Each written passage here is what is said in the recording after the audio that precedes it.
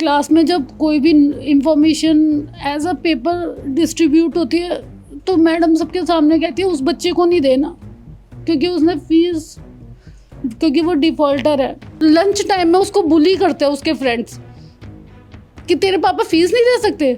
आज के समय स्कूल के द्वारा मांगी हुई फीस अगर हम नहीं देते हैं तो उन्होंने हमारे बच्चों को हथियार बना के हमारे ऊपर प्रेशर डालना शुरू किया है। क्लास में पहुंचने से पहले उनको कॉरिडोर में पकड़ लिया जाता है, उनको लाइब्रेरी भेज दिया जाता है। देश भर के स्कूलों में जो स्कूल प्रबंधन की मनमानी है फीस को लेकर, हर जगह से मामले आते हैं। हाल फिलहाल दिल्ली से बातें हो रही हैं। दिल्ली में डीपीएस द्वारका का एक मामला आया था और उस मामले में सुनवाई हुई और दिल्ली हाई कोर्ट ने स्कूल प्रबंधन को तो बहुत बुरी फटकार लगाई है और साथ ही साथ टिप्पणी की है कि बच्चों के साथ गुलामों जैसा व्यवहार कर रहा है स्कूल। और जस्टिस सचिन दत्ता की सिंगल बेंच थी, उन्होंने ये टिप्पणी करते हुए कहा कि ऐसे स्कूलों को तो बंद कर देना चाहिए और स्कूल के प्रिंसिपल के खिलाफ इस व्यवहार के लिए आपराधिक मामला दर्ज किया जाना चाहिए। और जो स्टूडेंट को जिस तरह से यातनाएं देकर उनको लाइब्रेरी में बिठा दिया जाता है, उनको अलग अलग बिल्कुल अलग थलग कर दिया जाता है बाकी बच्चों से, तो ये पूरा मामला क्या है, डीपीएस द्वारका का क्या मामला है, उस पर हमने कल एक रिपोर्ट भी की थी। तमाम जानकारी के साथ रजत मौजूद है। रजत, सबसे पहले ये बताइए कि दिल्ली हाई कोर्ट में जो सुनवाई हुई, मामला किसकी ओर से ये दाखिल किया गया और सुनवाई के दौरान क्या क्या बातें हुई? बिल्कुल, ये जितनी सुनवाई हुई है इसकी जद में कुछ कंप्लेंट्स हैं जो डीपीएस द्वारका में जो बच्चे पढ़ रहे हैं उनके पेरेंट्स की तरफ से लगातार आरोप लग रहे थे कि फ़ीस ना देने की वजह से उनके बच्चों को क्लास अटेंड करने नहीं दिया जा रहा है, उन्हें लाइब्रेरी में बैठाया जा रहा है और बाकी बच्चों से बिल्कुल सेग्रीगेट किया जा रहा है। नहीं, इसमें एक चीज़ और क्लियर करिए कि फ़ीस नहीं दी जा रही है, जो मानक है वो मैं आपको अभी आगे उसको मैं ऐड कर दूँगा। अभी से बता देता हूँ कि पेरेंट्स का कहना है कि हम वो फीस देने को तैयार हैं जो सरकार की तरफ से ऑथराइज्ड है और जो स्कूल मनमानी तरीके से बढ़ा रहा है हर साल, वो देने के हम विरोध में। तो पेरेंट्स ये कह रहे हैं कि हम एडवांस फीस वो दे रहे हैं जो सेट पैमाने के तहत आती है, लेकिन हम एडवांस फीस देने के खिलाफ हैं। अगर हमसे वो तय फीस मांगते हैं तो हम बिल्कुल उसको देने को तैयार हैं। तो इसी को लेकर आरोप लग रहे थे कि जिन बच्चों की फ़ीस जमा नहीं हो रही थी उन्हें सेग्रीगेट किया जा रहा है, उन्हें लाइब्रेरी में बैठाया जा रहा है। आरोप ये तक लग रहा था, जब मेरी पेरेंट्स से बात हुई तो वो कह रहे थे कि जो बच्चे लाइब्रेरी में बैठाए जा रहे हैं उनका इंटरवल का टाइम अलग है और जो बाकी बच्चे हैं उनका इंटरवल का टाइम अलग है। इसके पीछे वो ये कहते हैं कि वो बच्चे आपस में मिल ना पाए, उनको कैंटीन में जाने नहीं दिया जा रहा है, उन्हें बाकी बच्चों से मिलने नहीं दिया जा रहा है, जो स्कूल की एमिनिटीज़ हैं वो यूज़ तक नहीं करने दी जा रही हैं। तो ये सारे आरोप लग रहे थे। इसके बाद वॉशरूम तक में गार्ड के साथ भेजा, जब वॉशरूम जाते हैं तो वो गार्ड्स उन्हें एस्कॉर्ट करते हैं, ये तक मामला आ रहा था। डीपीएस द्वारका एक ऐसा स्कूल है जिसने सारे नियम कानून को दरकिनार कर दिया है और अपने मनमानी फ़ीस 4 सालों से लेता चला जा रहा है। समय ऐसा आ गया है कि हम फ़ीस समय पे देते हैं और एडवांस में देते हैं। आपको मैं बता दूं कि फ़ीस जो है वो 10 तारीख के पहले दे दी जाती है और वो फ़ीस एडवांस में दे दी जाती है। लेकिन आज के समय स्कूल के द्वारा मांगी हुई फ़ीस अगर हम नहीं देते हैं तो उन्होंने हमारे बच्चों को हथियार बना के हमारे ऊपर प्रेशर डालना शुरू किया है और बच्चों का हथियार इस तरीके से बनाया है कि उनको स्कूल में जाते हैं, क्लास में पहुंचने से पहले उनको कॉरिडोर में पकड़ लिया जाता है, उनको लाइब्रेरी भेज दिया जाता है, उसको बाकी बच्चों से डिस्क्रिमिनेट किया जा रहा है। आप ये कहते हो कि वो बच्चा डिफ़ॉल्टर है। बच्चा कैसे डिफ़ॉल्टर हो सकता है? उसके माँ बाप ने एक निर्णय लिया कि वो गलत के आगे नहीं झुकेगा। सर, मैं बहुत परेशान हूँ क्योंकि मेरी बेटी को लास्ट ईयर तो लाइब्रेरी में बिठाया था, इस बार उन्होंने सिर्फ 2 ही दिन बिठाया था। लास्ट ईयर बैठने की वजह से मेरी बेटी स्ट्रॉन्ग है, इसलिए हो गई, गिरते गिरते एक दिन बच्चा खड़ा हो ही जाता है। पर उसकी वजह से मेरा जो छोटा बेटा जो 6th में है वो मेंटली इतना टॉर्चर हो रहा है, मैं आपको बता नहीं सकती, क्योंकि उसको क्लास ग्रुप से निकाल दिया गया है। क्लास में जब कोई भी information as a paper distribute होती है तो मैडम सबके सामने कहती है उस बच्चे को नहीं देना क्योंकि उसने फीस, क्योंकि वो डिफ़ॉल्टर है। लंच टाइम में उसको बुली करते हैं उसके फ्रेंड्स कि तेरे पापा फीस नहीं दे सकते, तेरे पापा फीस नहीं दे सकते। आप बताओ, एक 11 साल के बच्चे को क्या बोलूं?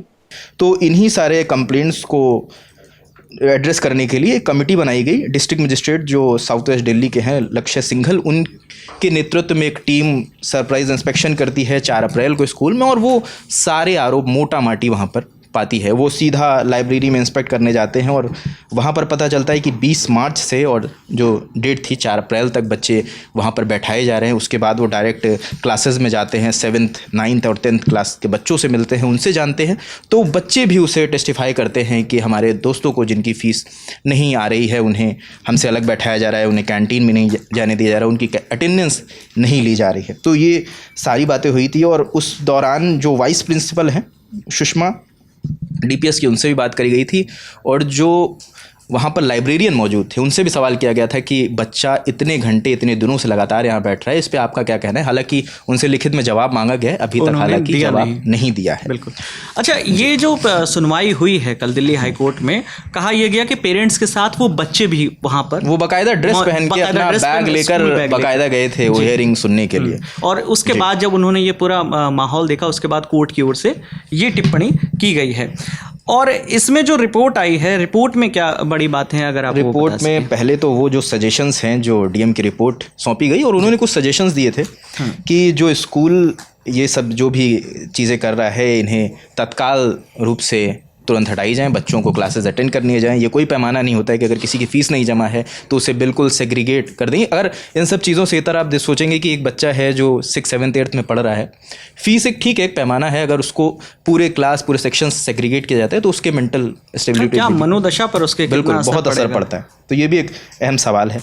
तो उन्होंने कहा है, ये भी एक सजेशन दिया है कि अगर, क्योंकि एक इसमें ये होता है कि अगर DDA के लैंड में, ये एक नॉर्म है डिपार्टमेंट ऑफ एजुकेशन की तरफ से, कि अगर DDA के लैंड पे कोई स्कूल बना है तो उसमें अगर उसके तहत फीस हाइक आपको करनी है तो उसका अप्रूवल आपको DDA में लेना होगा, बिल्कुल डिपार्टमेंट ऑफ एजुकेशन से लेना होगा। तो DM ने अपनी रिपोर्ट में ये भी कहा है कि अगर स्कूल की तरफ से ऐसा कोई प्रपोजल दिया गया है तो डिपार्टमेंट ऑफ एजुकेशन तत्काल संज्ञान ले और जो भी उस पर कार्रवाई करनी है वो करे। और ये भी कहा गया है कि स्कूल पर अब रेगुलर चेक रखने की ज़रूरत है। DM के नेतृत्व में एक टीम लगातार वहाँ पर इंस्पेक्ट करे, जाके देखे और बच्चों की सुरक्षा मुहैया कराई जाए। बिल्कुल। एक टिप्पणी जो फटकारते हुए लगाई गई है, उन्होंने कहा है कि उन संस्थानों में बच्चों की सुरक्षा के लिए हमें प्रयास करने होंगे जो संस्थान को पैसा कमाने की मशीन समझ रहे हैं, ये कहा गया है। और ये भी कहा गया है कि फ़ीस की वजह से आप किसी स्कूल को ये लाइसेंस नहीं मिल जाता है कि किसी बच्चे को या उसके पेरेंट्स को अपमानित किया जाए। ये सारी टिप्पणियाँ बाकी आदेश में, कोर्ट के आदेश की जो बड़ी बातें वो भी एक एक करके बता देते हैं। कहा गया कि बच्चों को लाइब्रेरी में अलग थलग करके ना बिठाया जाए, जब बच्चा लाइब्रेरी जाना चाहता है तब वो जाएगा। उन्हें जो क्लास होती है, रेगुलर क्लास होती है, उसमें शामिल किया जाए। अगर फीस नहीं भरता है कोई स्टूडेंट तो उनको अलग थलग ना किया जाए और उनको जो स्टूडेंट या उनके बाकी जो स्टूडेंट है वहाँ पर जो उनको फैसिलिटी मिल रही है उससे बाकी छात्रों को वंचित ना किया जिन्होंने फीस नहीं भरी है।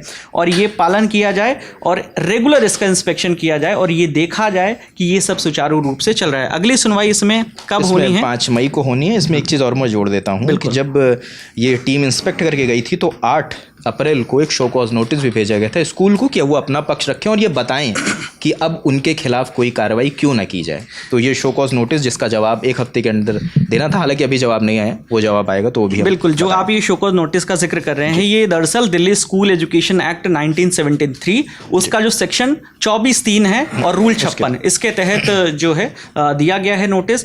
ये सेक्शन 24(3) क्या कहता है वो भी हम आपको बताते हैं। ये कहता है कि अगर कोई स्कूल सरकारी नियमों या इस अधिनियम के तहत बनाए गए निर्देशों का उल्लंघन करता है तो स्कूल की मान्यता रद्द की जा सकती है।